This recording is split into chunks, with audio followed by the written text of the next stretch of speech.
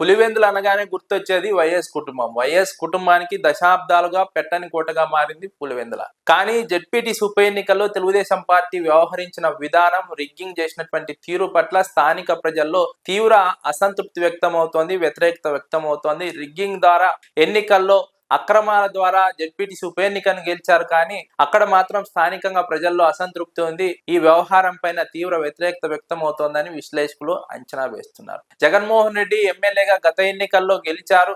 గెలిచిన తర్వాత జగన్మోహన్ రెడ్డి నిరంతరం పర్యటనలు చేస్తున్నారు. తరచూ స్థానికంగా ఉన్నటువంటి ప్రజలతో టచ్ లో ఉంటున్నారు. సమీక్షలు నిరంతరం నిర్వహిస్తున్నారు. స్థానిక ప్రజల సమస్యలను వింటున్నారు. వాటిని పరిష్కరించే ప్రయత్నం జగన్మోహన్ రెడ్డి చేస్తున్నారు.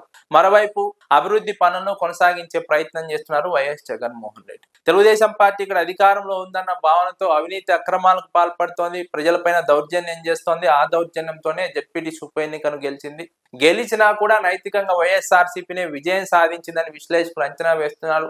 ఎందుకంటే జెడ్పీటీసీ ఉప ఎన్నిక సందర్భంగా తెలుగుదేశం పార్టీ వ్యవహరించిన విధానం కారణంగా వైఎస్ఆర్సీపీకి ఎడ్జ్ పెరిగింది, పాజిటివ్ రెస్పాన్స్ వచ్చింది, ప్రజల్లో సానుభూతి పెరిగింది, తెలుగుదేశం పార్టీ పైన వ్యతిరేకత వచ్చింది. ఖచ్చితంగా ఈ అంశం వచ్చే ఎన్నికల్లో ప్రభావం చూపుతుందని విశ్లేషకులు అంచనా వేస్తున్నారు. జగన్మోహన్ రెడ్డి మెజార్టీ మరింత పెరుగుతుందని విశ్లేషకులు అభిప్రాయపడుతున్నారు. తెలుగుదేశం పార్టీ ఇక్కడ ఆశ చూపి వైఎస్ఆర్సీపీ వాళ్ళని కొంతమందిని చేర్చుకుంటున్నప్పటికీ స్థానికంగా ప్రజల మద్దతు మాత్రం వైఎస్ కుటుంబానికే ఉంది. వైఎస్ఆర్సీపీ హయాంలో అమలు చేసిన సంక్షేమ పథకాలపైన పులివెందుల నియోజకవర్గంలో ఇప్పటికీ సానుకూల స్పందన ఉంది. తెలుగుదేశం పార్టీలో జరుగుతున్నటువంటి అవినీతి అక్రమాలపైన అసంతృప్తి ఉంది. సంక్షేమ పథకాల అమలు పైన అసంతృప్తి ఉంది. సంక్షేమ పథకాల అమలు ఆలస్యం కావడం పైన ప్రజల్లో అసంతృప్తి ఉంది. వైఎస్ఆర్సీపీ హయాంలోనే సంక్షేమ పథకాల అమలు మెరుగ్గా జరిగిందని ఇక్కడ ప్రజలు అభిప్రాయపడుతుండడం జగన్మోహన్ రెడ్డికి కలిసి వచ్చిన అంశంగా విశ్లేషకులు అంచనా వేస్తున్నారు. స్థానికంగా గ్రూపు విభేదాలు లేవు, వర్గ విభేదాలు లేవు. వైఎస్ఆర్సీపీలో కేవలం నాయకుల మధ్య కొంత సమన్వయ లోపం ఉన్నట్టు తెలుస్తోంది.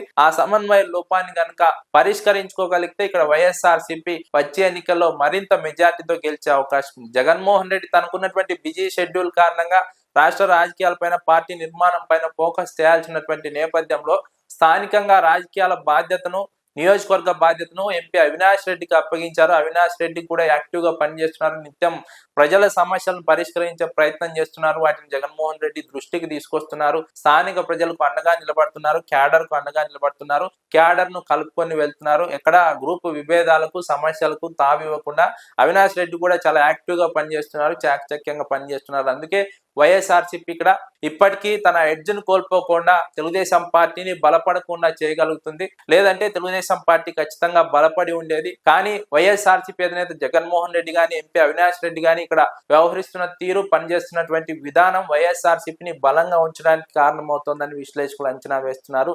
వైఎస్ కుటుంబం పట్ల స్థానికంగా ప్రజల్లో ఇంకా మంచి అభిప్రాయమే ఉంది. ఆ అభిప్రాయమే వైఎస్ఆర్సీపీకి ఇప్పటికీ పట్టు నిలుపుకోవడానికి కారణమైందని విశ్లేషకులు అంచనా వేస్తున్నారు. పులివెందుల జెడ్పీటీసీ ఉప ఎన్నికలో పారదర్శకంగా ఎన్నిక జరిగి ఉంటే తెలుగుదేశం పార్టీకి డిపాజిట్ కూడా వచ్చి ఉండేది కాదని విశ్లేషకులు అంచనా వేస్తున్నారు. అందుకే తెలుగుదేశం పార్టీ అంశాన్ని గుర్తించి ముందుగానే అక్కడ దౌర్జన్యంతో, రిగ్గింగ్ ద్వారా, అక్రమాల ద్వారా గెలవాలని ప్లాన్ చేసింది. అందుకు తగ్గట్టుగానే రిగ్గింగ్ చేసుకుంది, గెలిచింది. కానీ జనరల్ ఎలక్షన్స్ లో మాత్రం వైఎస్ జగన్మోహన్ రెడ్డి మెజార్టీని ఖచ్చితంగా పులివెందుల జెడ్పీటీసీ ఉప ఎన్నికలు జరిగినటువంటి వ్యవహారం పెంచుతుందని విశ్లేషకులు అంచనా వేస్తున్నారు. ఇది తెలుగుదేశం పార్టీకి పెద్ద దెబ్బగా విశ్లేషకులు అంచనా వేస్తున్నారు.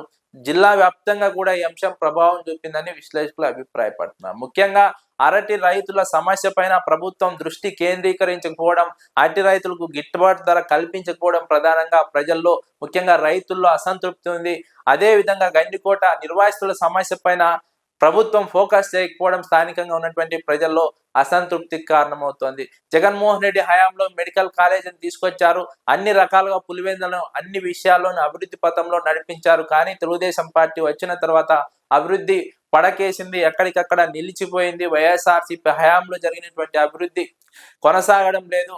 అక్కడ ఉన్నటువంటి స్థానిక ప్రజలకు మంచి జరగడం లేదని స్థానికంగా ఉన్నటువంటి ప్రజలు అభిప్రాయపడుతున్నారు. ఈ అంశమే వైఎస్ఆర్సీపీకి కలిసి వస్తుంది. వచ్చే ఎన్నికల్లో జగన్మోహన్ రెడ్డి మెజార్టీని మరింత పెంచుతుందని విశ్లేషకులు అభిప్రాయపడుతున్నారు.